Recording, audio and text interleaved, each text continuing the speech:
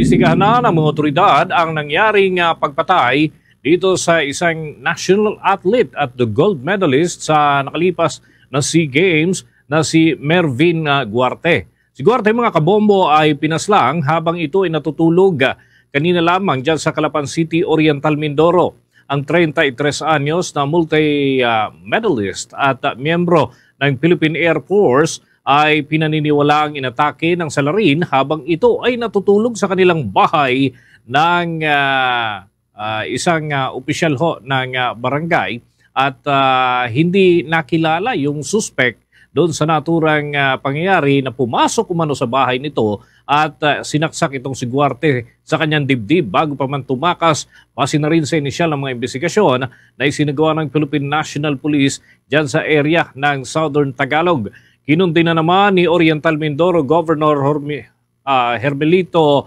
Dolor ang naturang pamamaslang at nangako ng mabilis na hustisya.